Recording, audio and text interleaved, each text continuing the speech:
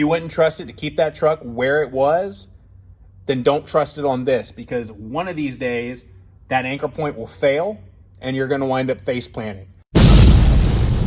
Hey everybody, it's Cameron with the Atlas Strength Shop, back with another video. This is not the video I planned on doing today, but here we are. We are going to go over the truck pull simulator from Exergenie. But before we do that, please like this video and subscribe to the channel. It really does help us out a lot. So let's go ahead and pull this thing out of the bag.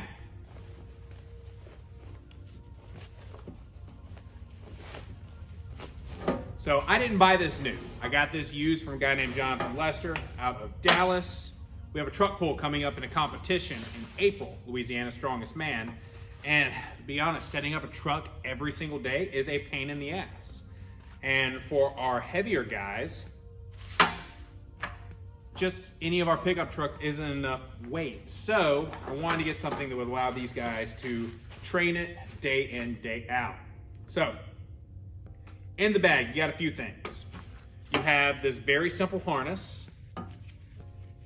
It literally just goes over the shoulders like this. I'm not gonna bother getting it all untangled, but you get the idea. You pull it off. It's got this this ring so you can tighten it up. And that's what you roll with. We have not used this once because we have actual truck pull harnesses here. We've got smaller ones and we have larger ones. So that's what we've been using. Honestly, I mean, that's cool if it's all you have, but it's too easy to get a better harness, especially if you're using it specifically for truck pull. If you're just using this as a replacement for a sled, then yeah, it makes more sense. You can do sled pulls with it. I was doing some loaded bear crawls with it the other day, but it's really I don't want to say the worst harness you could get, because you could always make a rope harness that's a lot worse, but for our purposes, we have things that are better. So let's get to the actual device and how it works. So this device works on friction. It comes with this little cylinder, a piece of nylon webbing, and a carabiner. Now, I've seen in other videos where they just take this carabiner and they hook it directly onto something. Now, that's okay most of the time, but you're gonna wear down this carabiner a lot faster than you'll wear down this webbing. So it's really better to loop that webbing around and hook it into the device itself if you have the ability to do that. If you don't care and you want to replace a bunch of carabiners, go for it. That's on you. But generally speaking, metal on metal for carabiner isn't really that good of an idea if you're given other options. This might just be me being anal from having some training in rope rescue. As far as the device itself, it's very easy to adjust. Like you can adjust it with one hand if you need to. Like let's say you don't have a tripod and you're setting this up to show somebody, which I saw a video, when I was researching this, I saw somebody do. They were holding it in one hand, holding their phone in the other. It's that easy to adjust. But to make it heavier, you press in, you rotate it to the right. And to make it more difficult, you press in and you rotate it to the left. Clockwise heavier, counterclockwise lighter.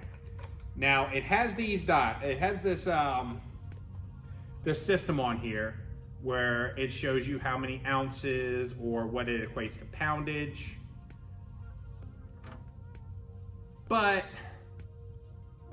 in reality, it doesn't give you a good way of telling which one of these tiers that you're on. And I'm going to splice in a close-up so you can kind of see what I'm talking about.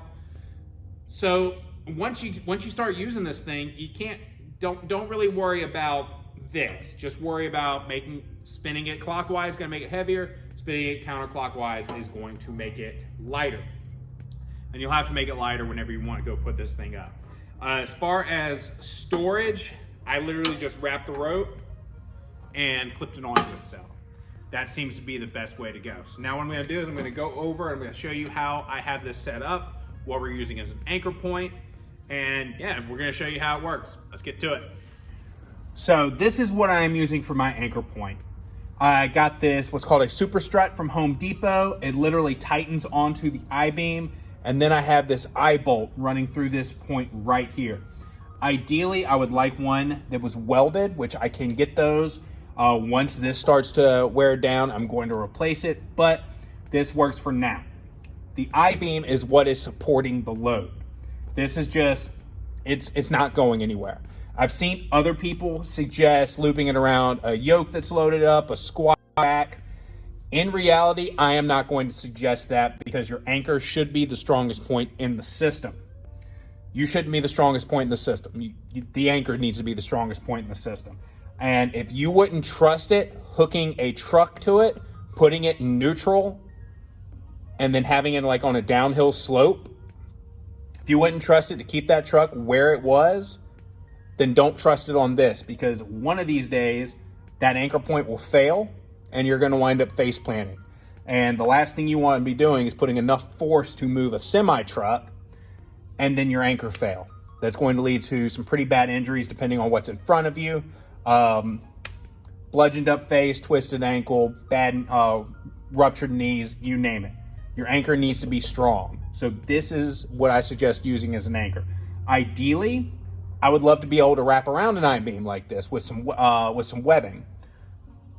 This is good for in a pinch though. I've used these for rope anchors. I've used these in anchoring for circus performances.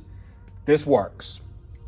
So now what I'm going to do is I'm going to actually show you how to hook this thing up, or how I hook it up, how you're probably going to hook it up, and then we'll put it to the test. So like I said, most people are just going to hook it up just like that. And honestly, that's probably good enough, but there is a much better option. So what I recommend doing is taking this carabiner off, looping your webbing around, hooking it back on, and then hooking back into the system. That is going to be much stronger than just hooking the carabiner directly in. If you don't have a background in rope, that probably doesn't make a whole lot of sense, but trust me, it's going to save your equipment a lot longer. So from here, what I would do is, or what I'm going to do, we're going to do that right now, I'm going to unfurl this and I'm going to run it down the length of our turf.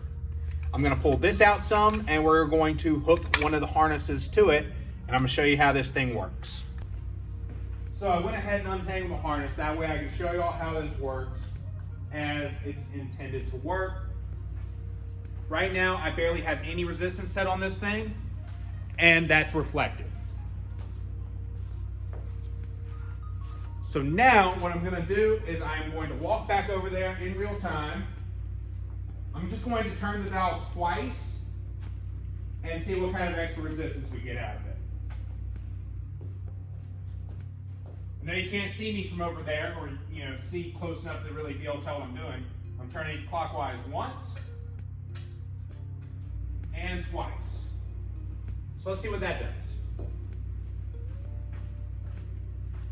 So already it's a lot more resistance. I'll turn it this way so you can really see what I mean. All I did was turn it twice, and I already had to put a lot more effort into it. I'm gonna reset it, do it one more time, and you'll see just how heavy this thing can get and why that whole, the kind of scale where it shows the different rings, how many times, why it's completely, doesn't really matter. So I just got it reset. I turned it 2 more times clockwise to make it just a little bit heavier. And you'll see just how much more force it's now taking. I can make it heavier than that too. We're gonna reset this, click it again, and we'll do it one more time. All right, so we just clicked it 2 more times, and already it's supporting my body weight. I have to get low and really drive into it, just like I do when I'm starting a truck. This is the point where I would want to set up a rope, which I'm not gonna do all that today, but I do have the capability. All in all, this was a good buy. I bought it used, paid $150 for it. I think new, they're $300. I think it's worth the money, even at a new price. Wish I would have bought one sooner, but honestly, it didn't occur to me that I had an I-beam directly centered on our turf until 3 days before I decided to get one. So that's why I waited so long. If you're in the Baton Rouge area and you'd like to try this thing out, hit me up on Instagram. So that's it for the video. If you like this video, please like it and subscribe to the channel. It really does help us out a lot. If you're in the Baton Rouge area and you'd like to try this thing out, hit me up on Instagram. That's the best way to get in touch with me. If you're not in the Baton Rouge area and you still like to support us, best way to do that is to head to our website, check out our apparel options and our programming options. Designed all the apparel myself. I love it. Hopefully you do too.